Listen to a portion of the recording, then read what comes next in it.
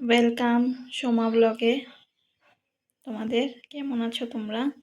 আজকে বানাবো হলো গিয়ে ডিম কষা, একদম সিম্পল তরিকায় তোমাদেরকে দেখাবো বলে ভাবলাম, তার জন্য ভিডিওটা করছি।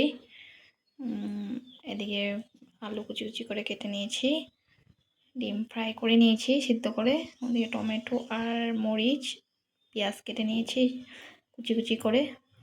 কীভাবে বানাই দেখো, এদিকে তেল চাপিয়ে দিয়েছি কড়াইতে। আজকে নতুন একটা জিনিস আনলাম, নতুন না, ডিম কষা মশলা, কিন্তু এটা দিয়ে আমি কোনো সময় বানাইনি, আজকে ফার্স্ট আমি বানাবো। আর আদা রসুন ছাড়াও যে বানানো যায় সেটাই তোমাদেরকে আজকে দেখাবো। ভালোই লাগে খেতে, সবসময় আদা রসুন খাওয়া ভালোও না, গরম জিনিস, আর আদা রসুন ছাড়াও ভালো লাগে, টেস্টি হয় খেতে। আজকাল আমি সব কিছুতে আদা রসুন ইউজ করি না। ওদিকে তেল চাপিয়ে দিয়েছি, গরম হয়ে এসেছে প্রায়। এদিকে শুকনো লঙ্কা দিয়ে দিলাম একটা, আর যেহেতু এটা আমি কালো জিরার পেঁয়াজি মেন সোমবারের উপকরণটা, তো আমি দিয়ে দিলাম। অল্প করে কালো জিরা দিয়ে দিলাম। এখন দিয়ে দিব, একটু নাড়িয়ে নেই,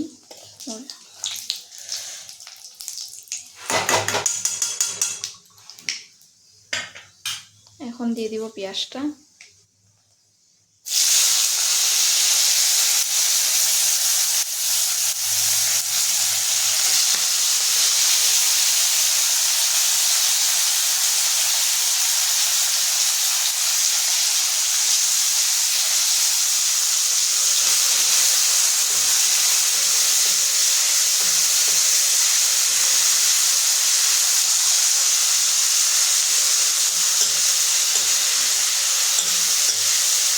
লাল লাল করে ভেজে নিচ্ছি। একটু যখন বাদামি বাদামি হয়ে আসবে পেঁয়াজটা, তখন আমি টমেটোটা দিয়ে দিব।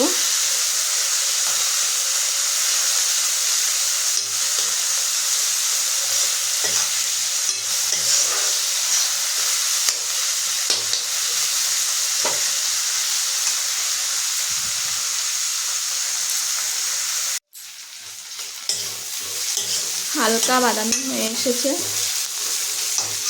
এখন আমি টমেটোটা দিয়ে দেব। সবসময় আমি ফ্রন্টেই ভিডিও করি, কিন্তু আজকে করলাম না, শুধু রেসিপিটাই তোমাদেরকে দেখালাম। বিকেলবেলা আবার বানানোর আছে গাজরের হালুয়া, সেই একই গাজর কমে পেলেই নিয়ে আসবে, গাজর হালুয়া খাবে করে, তো বানাতে তো হবে। হয়ে গেছিলো 3-4 দিনই আনা, এক দুইটা একটু খারাপও হয়ে গেছে, বানাতে তো লাগবেই।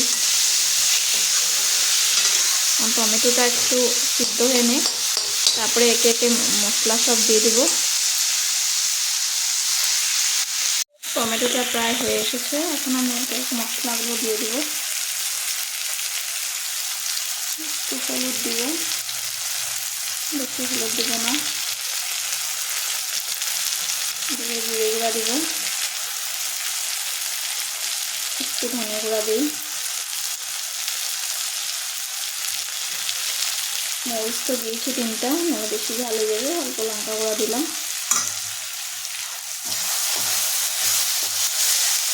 এদিকে আমি ডিম কষা মশলাটা এনেছিলাম, এটা অল্প দিয়ে দিই, ভালোই লাগবে মনে হয় খেতে, প্রথমবার এনেছি, দেখি খেয়ে কেমন লাগে। নুনটা দিয়ে দেবো,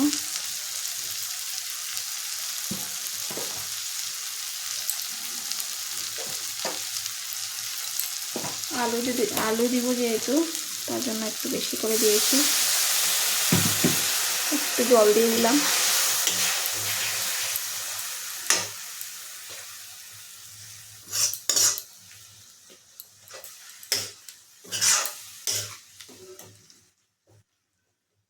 আলুটা এখন দিয়ে দিব, দিয়ে একবারে কষিয়ে নেব। আলু যেহেতু পাতলা পাতলা করে কেটেছি, তার জন্য বেশি সিদ্ধ হয়ে যাবে, তার জন্য আগে দেওয়া হয়নি।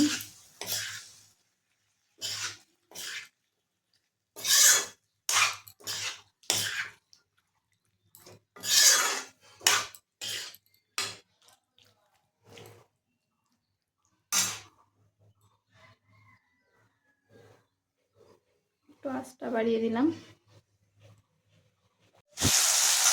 আলুটা অনেক দেরি কষানো হয়ে গেছে, মশলাটা প্রায় ভাজা ভাজা হয়ে এসেছে।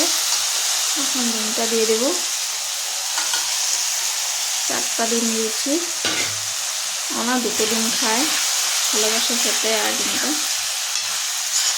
আমিও ভালোবাসি, কিন্তু আমি একসাথে 2টো খেতে পারি না।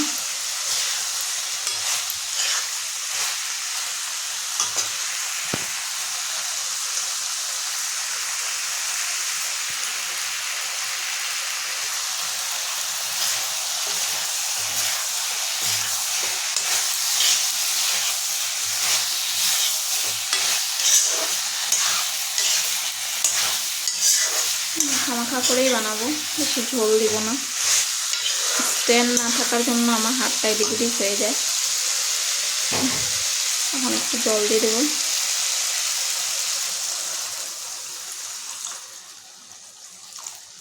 জল বেশি দেব না, শুধু আলুটা আর ডিমটা একটু সিদ্ধ হওয়ার জন্য। ডিমটা সিদ্ধ হয়ে আছে, ডিমের ভিতরে সব মশলাগুলো যেতে যায়, ওটার জন্য একটু করে জল দিয়েছি। ডাল আছে, তার জন্য দেব না আর বেশি জল, হয়ে যাবে এতটুক জলেই। এখন ঢাকা দিয়ে দিই 5-10 মিনিটের জন্য। আলুটা সিদ্ধ হয়ে আসলে একটু গরম মশলা দিয়ে নামিয়ে নেব। এই তো হয়েই গেছে, ঢাকা খুলে দেখি যে হয়ে গেছে বলে। আলু সিদ্ধ হয়ে গেল। একটু শাহি গরম মশলা দিয়ে দিলাম, এটা খুবই ভালো, রান্নাতে সুন্দর একটা গন্ধ আনে, ফ্লেভার আনে। মানে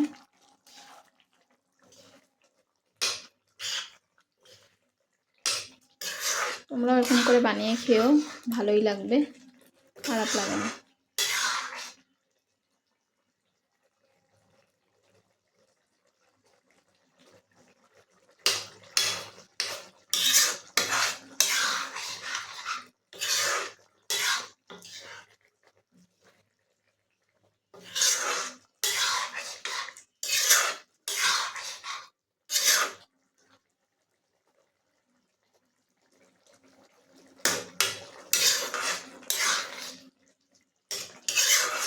হয়ে গেছে, একটু গ্রেভি রাখি। তো আমি তো সেরকম ডাল খাই না, গ্রেভিটা দিয়ে মেখে খাবো, তার জন্য এখানেই আমার ব্লগটা আজকে শেষ করলাম। আবার বিকালবেলা গাজরের হালুয়া বানাবো, যদি পারি নিশ্চয়ই তোমাদেরকে দেখাবো।